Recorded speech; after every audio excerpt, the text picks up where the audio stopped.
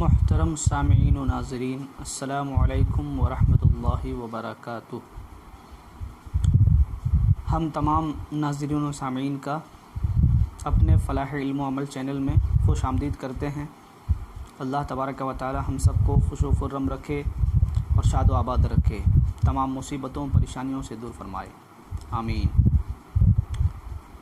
नहमदुहु व नुसल्ली अला रसूलिहिल करीम, अम्मा बाद, फ़अऊज़ु बिल्लाहि मिनश शैतानिर रजीम, बिस्मिल्लाहिर रहमानिर रहीम।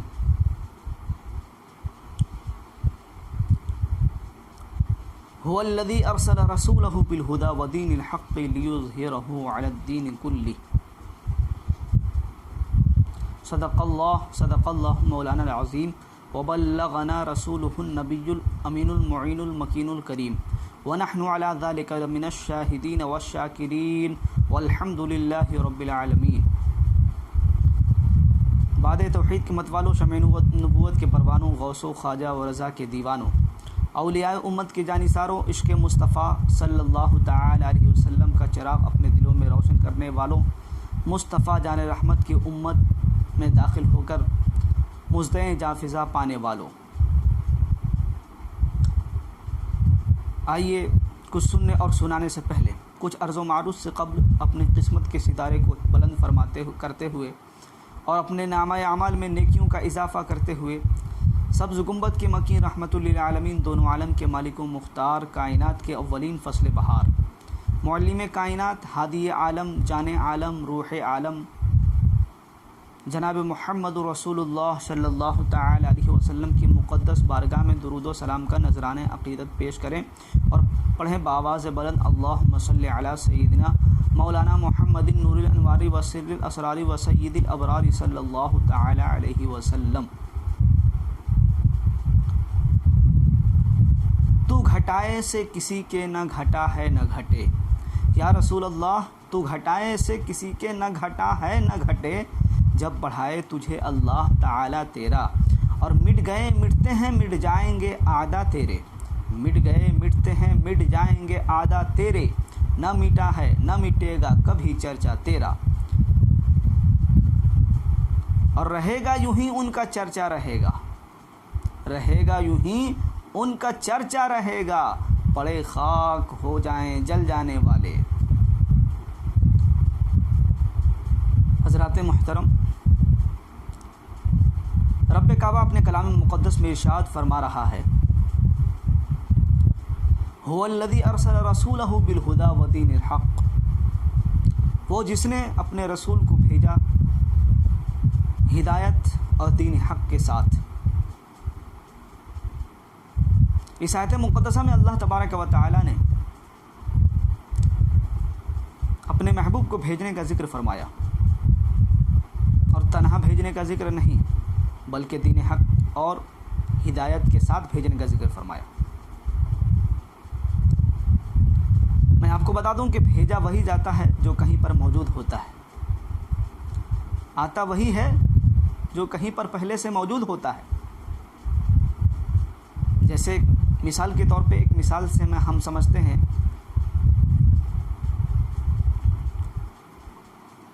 और अल्लाह ताला ने सबसे आखिर में भेजा है, तो इस बात को भी समझते हैं कि जैसे किसी जगह पर किसी को बादशाह बनाकर भेजना हो, किसी बादशाह को जाना हो, तो सबसे पहले वहाँ बादशाह नहीं जाता, पहले वहाँ के आमिरीन जाते हैं, पहले उसके वज़ीर जाते हैं, पहले उसके ग़ुलामों को भेज दिया जाता है, और सारा मामला वहाँ का सिस्टम जो भी है सब कुछ बेहतरीन कर दिया जाता है।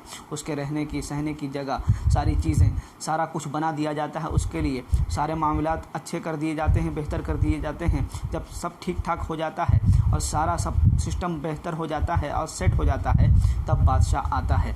आखिरी में बादशाह को भेजा जाता है, बादशाह आता है और अपनी सल्तनत को कायम करता है और अपनी सल्तनत को चलाता है और अपनी हुकूमत को वहाँ पर कायम व दायम रखता है। इसी तरह से अल्लाह तबारक व तआला ने अपने महबूब को सबसे पहले बनाया और बनाकर अपने पास रखा, अपने पास रखकर फरमाया, ए महबूब अभी रुक जाओ, हमने अभी ज़मीन का शामियाना, ज़मीन को का फ़र्श नहीं बिछाया है, हमने अभी आसमान का शामियाना तुम्हारे लिए नहीं लगाया है, सारा कुछ अल्लाह तबारक व तआला ने ज़मीन का फ़र्श भी बिछा दिया, आसमान का शामियाना भी लगा दिया, सितारे और चांद सूरज के कुमकुमे भी लगा दिए, और दरख्त भी उगा दिए, दरिया भी बना दिए, सारी चीज़ें बना दी। ग़ुलामों को पहले भेज दिया, कनीज़ों को पहले भेज दिया, और वज़ीरों को पहले भेज दिया। सबको पहले भेजने के बाद, जैसे नबीयीन की जमात जो आई है, इनको पहले भेज दिया। नबियों की जमात, अंबिया की जमात, पैगम्बरों की जमात को पहले भेज दिया। उसके बाद मेरे नबी से फरमाया, ए महबूब अब जाओ, अब तुम्हारा वक्त आ चुका है, अब तुम्हारी बारी आ चुकी है, और जाओ और अपनी सल्तनत, अपनी रिसालत, अपनी हुकूमत कायम कर दो, और दुनिया वालों को बता दो कि मैं जनाब मुहम्मदुर रसूलुल्लाह अल्लाह का नबी बनकर आया हूँ, और सारी दुनिया में मैं अमन व शांति इस्लाम का पैगाम फैलाने आया हूँ। और ऐसा इस्लाम का पैगाम फैलाया कि कोने कोने तक इस्लाम पहुँच चुका है, हर एक के दिल में इस्लाम पहुँच चुका है। इस्लाम के बागी पहले भी रहे हैं और अब भी हैं, लेकिन इस्लाम का कोई बाल बाका ना कर सका, इस्लाम पे कोई फ़र्क नहीं आया, और इंशाअल्लाह कभी नहीं आएगा। इस्लाम जैसा मज़हब है दूसरा तो लाओ, ये मेरे मुस्तफ़ा का फरमान बोलता है। और इस्लाम के लिए न जाने कितनों ने कुर्बानियाँ दी हैं। अगर ज़रूरत पड़ेगी तो इंशाअल्लाह एक दिन हम भी अपने इस्लाम के लिए, अपने रसूल के लिए, अपने रसूल की शान और रिसालत और अज़मत के लिए, नामुस रिसालत के लिए हम अपनी जानों को कुर्बान कर देंगे, अपनी जानों को निछावर कर देंगे। आप देखें तो सही, हज़रत यूसुफ़ का हुस्न जिसने भी देखा, उनके भाइयों ने देखा तो उनको कुएँ में डाल दिया, बादशाह मिस्र ने देखा तो अपना वज़ीर बना लिया, हज़रत ज़ुलेखा ने देखा तो अपना शौहर बनाने का इरादा कर लिया।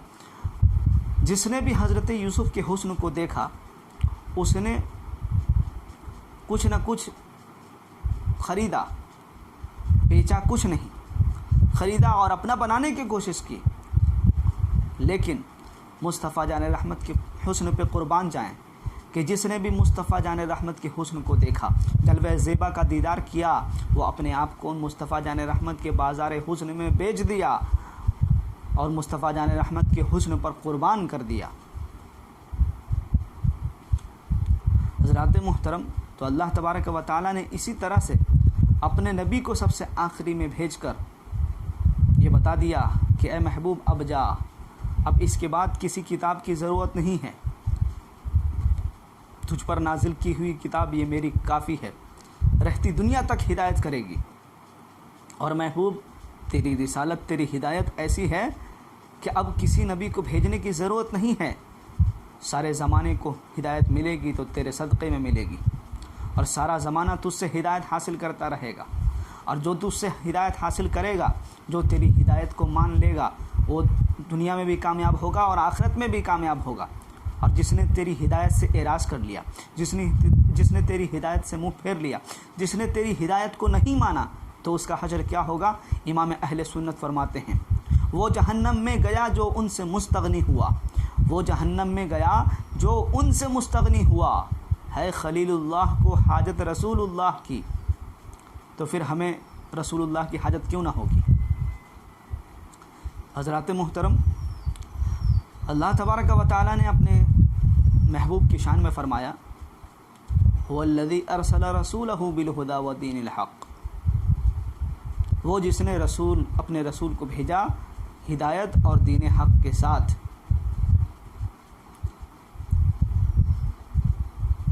आप इसको मोहब्बत का ऐनक लगा कर देखें तो बात समझ में आ जाएगी कि मुस्तफ़ा जान रहमत सल्लल्लाहु अलैहि वसल्लम हादी आलम बनकर आए हैं, और इनकी हिदायत दुनिया के लिए एक नमूना है।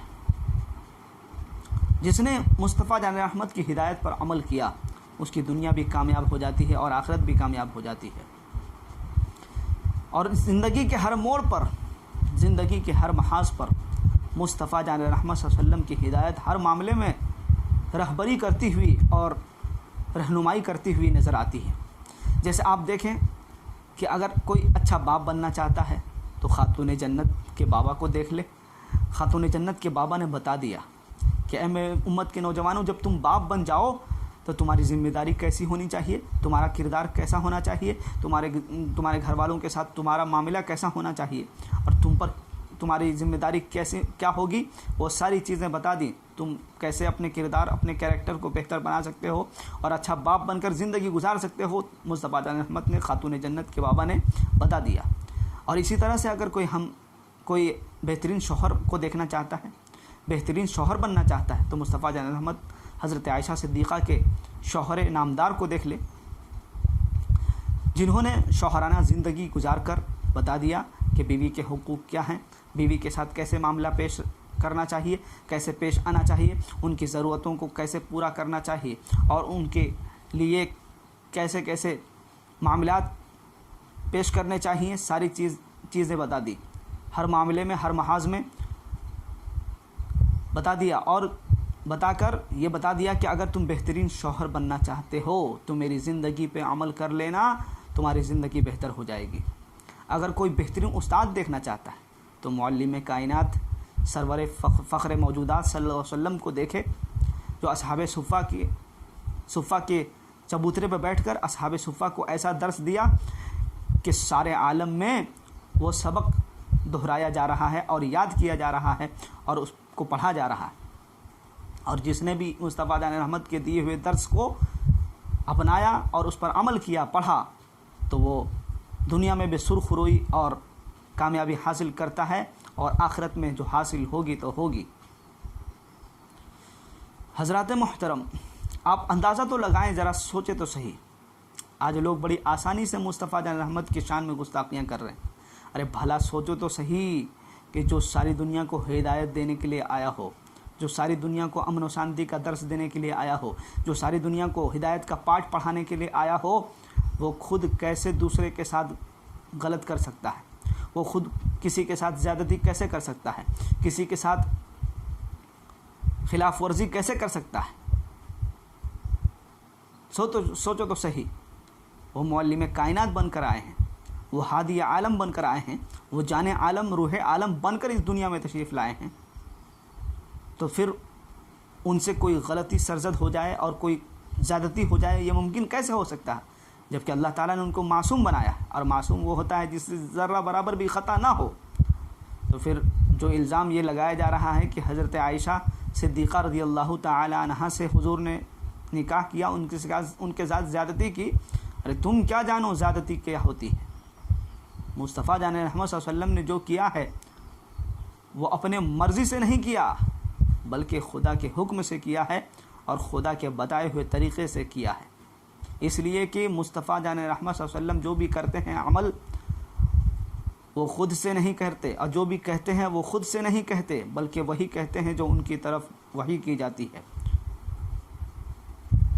और वही करते हैं जो उनके लिए हुक्म दिया जाता है। तो ज़रा सोचो तो सही। अब देखें कि मुस्तफ़ा जान रहमत सल्लल्लाहु अलैहि वसल्लम आए हैं, लेकिन तन्हा नहीं आए, कुरान साथ लेकर आए। मुस्तफ़ा जान रहमत को भेजा गया, लेकिन सिफ़त रिसालत से मुत्तसिफ़ फरमा कर भेजा गया, नबूवत अता करके भेजा गया।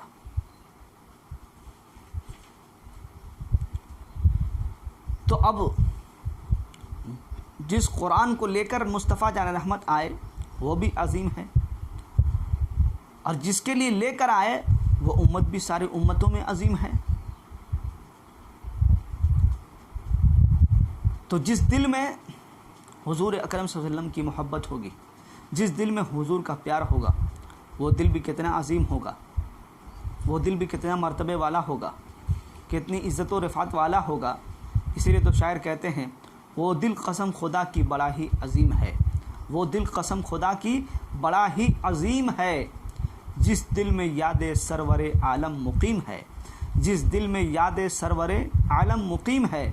मुस्तफ़ा जान रहमत की याद, मुस्तफ़ा जान रहमत की मोहब्बत जिस दिल में है, उस दिल की बात क्या है, उस दिल का क्या कहना। बहुत ही अज़मतों वाला है वो दिल, बहुत ही रिफ़ातों वाला है वो दिल। एक मरतबा दुरूद पाक पढ़ें, अल्लाहुम्मा सल्लि अला सय्यिदिना मौलाना मुहम्मदिन व बारिक वसल्लिम, सलातन व सलामन अलैका या सय्यदी या हबीबी या रसूलल्लाह, सलातन व सलामन अलैका या सय्यदी या नबी अल्लाह सल्लल्लाहु तआला अलैहि वसल्लम। हज़रात मोहतरम, औलिया किराम बुजुर्गान दीन ने एक फ़लसफ़ा बताया, एक तरीक़ा बताया मुस्तफ़ा जान अहमद की शान व अज़मत समझने का, और बताया कि मुस्तफ़ा जान अहमद की शान क्या है, अब्द की शान क्या है, अब्दहू की शान क्या है। जैसे हम कलमा पढ़ते हैं अशहदु अल्ला इलाहा इल्लल्लाह व अशहदु अन्ना मुहम्मदन अब्दुहू व रसूलुहू, तो ये अब्दहू क्या है, अब्दहू कौन है? वो जनाब मोहम्मद रसूलुल्लाह सल्लल्लाहु अलैहि वसल्लम हम हैं अब्द, और मुस्तफ़ा जान अहमद हैं अब्दहू। तो बताया कि अब्द और अब्दहू में फ़र्क क्या है, सुने। अब्द वो है जो अपना काम खुद करता है, काम भी उसी का हो और करना भी उसी का हो, और अब्दहू वो है कि करना उसका हो लेकिन काम अल्लाह तबारक व तआला के हुक्म से हो। और अब्द वो है जो अपने कामों का खुद ज़िम्मेदार होता है, लेकिन अब्दहू वो है जिसके कामों की ज़िम्मेदारी अल्लाह तबारक व तआला ने दी है। अब्द वो है जो अल्लाह तबारक व तआला की रहमत का मुतलाशी है, अल्लाह ताला की रहमतों को ढूंढता है, लेकिन अब्दहू वो है जिसको अल्लाह ताला की रहमत ढूंढती है, जिसको अल्लाह ताला की रहमत तलाश करती है। अब्द वो है जो खुदा से मिलना चाहता है, गौर से सुने, अब्द वो है जो खुदा से मिलना चाहता है, खुदा को देखना चाहता है, खुदा का दीदार करना चाहता है, लेकिन अब्दहू वो है जिससे खुदा मिलना चाहता हो, जिससे खुदा मुलाकात करना चाहता हो और जिसको खुदा अपने पास बुलाता हो, वो है अब्दहू। और अब्द वो है जो अल्लाह तबारक व तआला की रुबूबियत को और बड़ाई को ज़ाहिर करता है और अल्लाह तबारक व तआला को अपना माबूद मानता है, अपना रब मानता है। लेकिन अब्दहू वो है जिसके ज़रिए अल्लाह तबारक व तआला ज़ाहिर होता है, जिसके ज़रिए अल्लाह तबारक व तआला के बारे में लोगों को मालूम होता है। अब्द वो है जो अपने बंदे होने पर नाज करे कि मैं अल्लाह का बंदा हूँ, और अब्दहू वो है कि जिस पर खुदा नाज करे कि मैं उसका रब हूँ, जैसा कि कुरान में फरमाया अल्लाह ताला ने, मैं मोहम्मद का रब हूँ। हज़रात मोहतरम, अब्द वो है जो खुदा की रज़ा चाहता है, और अब्दहू वो है जिसकी रज़ा खुदा चाहता है। जन्नत की बहारें उसका आकर तवाफ़ करती हैं और उसके इर्द गिर्द मज़ा चक्कर लगाती हैं। अब्द वो है जो खाने काबा की तरफ झुकता है, और अब्दहू वो है जिसकी तरफ खाने काबा झुकता है। इसीलिए तो शायर कहते हैं, जिसके सजदे को मेहराब काबा झुकी, जिसके सजदे को मेहराब काबा झुकी, उन भवों की लताफत पे लाखों सलाम, उन भवों की लताफत पे लाखों सलाम। मुस्तफ़ा जान रहमत सल्लल्लाहु अलैहि वसल्लम की ज़िंदगी अपनी उम्मत के लिए नमूना और हिदायत है। जिसने भी सुन्नत रसूल पर अमल किया, जिसने भी मुस्तफ़ा जान रहमत सल्लल्लाहु अलैहि वसल्लम की सुन्नतों पर अमल किया, तरीक़े पर अमल किया, वो कामयाब और कामरान हो गया।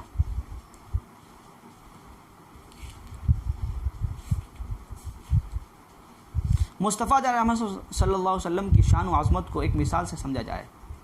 जैसे इंसान बीमार होता है, उसको तकलीफ़ होती है, परेशानी होती है, तो अब वो बेकरार हो जाता है, तड़पने लगता है, और उसको कभी यहाँ दर्द होता है, कभी यहाँ दर्द होता है, कभी सर में दर्द होता है, और कभी किसी तरह की और बीमारी होती है। हर तरह की बीमारियों से उलझता है और परेशान हो जाता है, जिस्म कांपने लगता है, जिसमें ताकत व क़ुव्वत नहीं होती है, रूह कमज़ोर हो जाती है।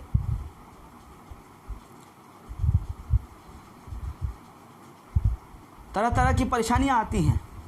अब वो डॉक्टर के पास जाता है, डॉक्टर उसका इलाज करने के लिए उसके मर्ज़ को जांचता है, अल्ट्रासाउंड किया जाता है, सोनोग्राफी की जाती है, एक्सरे किया जाता है, सीटी स्कैन किया जाता है, किसी तरह से भी उसकी मर्ज़ की तखसीस की जाती है, मर्ज़ को पकड़ा जाता है, फिर उसके बाद उसका इलाज किया जाता है। डॉक्टर कहता है कि ये ना खाना, ये खाना। कुछ चीज़ों से रोका जाता है, कुछ चीज़ों से नहीं रोका जाता है। कुछ चीज़ों से परहेज़ करने को कहा जाता है, कुछ चीज़ों से परहेज़ करने को नहीं कहा जाता है। जब वो मरीज़ उस डॉक्टर की हिदायतों पर अमल करता है और उसके मुताबिक अपनी ज़िंदगी को गुजारता है और उसके बताए हुए तरीक़े से अपने मर्ज़ बीमारी के अय्याम को गुजारता है, तो कुछ दिनों के बाद वो ठीक हो जाता है, उसको शिफा मिल जाती है और वो सही सालिम हो जाता है। इसी तरह से बिला तमसील रूहानी तबीब रसूल आज़म सल्लल्लाहु तआला अलैहि वसल्लम खाकदानी घीती पर उस वक्त आए जब दुनिया में बहुत सारे मर्ज़ थे, बहुत सारे अमराज फैले हुए थे। कहीं कुफ्र व शिर्क का मर्ज़ फैला हुआ था, कहीं बदखुल्क़ी का मर्ज़ फैला हुआ था, कहीं एक दूसरे पर जुल्म व सितम का माहौल बनाने का मर्ज़ फैला हुआ था, कहीं बच्चियों को ज़िंदा दरगोर करने का मर्ज़ फैला हुआ था, कहीं औरतों से नफ़रत किए जाने का मर्ज़ फैला हुआ था। ऐसे आलम में, ऐसे माहौल में, ऐसी सिचुएशन में मुस्तफ़ा जान रहमत सल्लल्लाहु अलैहि वसल्लम तबीब आलम और तबीब हाज़िक़ बनकर दुनिया में तशरीफ़ लाए और दुनिया वालों को ऐसा नुस्ख़ा कीमिया दिया, ऐसा नुस्ख़ा शाफ़ी दिया जिसके ज़रिए दुनिया शिफा हासिल करती गई, ईमान हासिल हुआ, शिर्क और बद अखलाक़ी ख़त्म हो गई, अखलाक़ अज़ीम अता किया गया, अखलाक़ अज़ीम का तरीक़ा बताया गया, खुल्क़ अज़ीम। मुस्तफ़ा जान रहमत सल्लल्लाहु अलैहि वसल्लम ने बताया कि अखलाक़ क्या है, दूसरों के साथ कैसे पेश आना है, कैसे मामलात करने हैं। ये सारा का सारा कुछ बताया गया, सिखाया गया और सारा मर्ज़ दूर होता गया और उसके बाद इस दुनिया में रहने वालों को सेहतयाबी हासिल हो गई, ईमान भी मज़बूत हो गया और जिस्म भी मज़बूत हो गया, रूह भी मज़बूत हो गई और दिल भी मज़बूत हो गया, सब का सब कुछ ठीक और तंदुरुस्त हो गया। तो हमें भी चाहिए कि हम मुस्तफ़ा जान रहमत सल्लल्लाहु अलैहि वसल्लम की हिदायतों पर और तरीक़ों पर अमल करते रहेंगे तो ज़िंदगी के किसी भी मोड़ पर हमें परेशानी और तकलीफ़ नहीं आएगी। आप देखें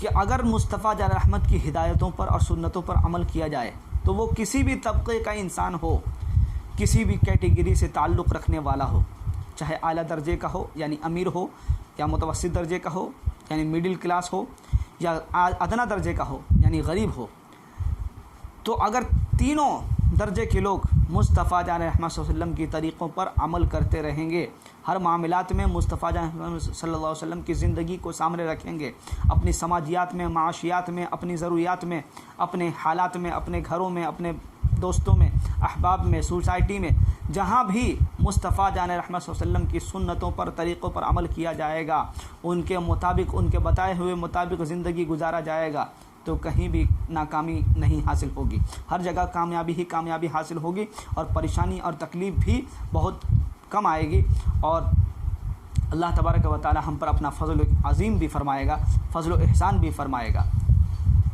और हमेशा दुआ करते रहा करें कि अल्लाह ताला अपना फ़ज़ल अता फ़रमाए, अल्लाह तबारक व तआला अपने फ़ज़ल व करम से हम सब की खैर फ़रमाए, हम सब की बेहतरी फ़रमाए, इसलिए कि बग़ैर फ़ज़ल खुदा के कुछ भी हासिल नहीं हो सकता और हम दुनिया में भी नाकाम रह जाएंगे फ़ज़ल खुदा के बग़ैर और आखिरत में भी हमें कुछ हासिल नहीं होगा फ़ज़ल खुदा के बग़ैर।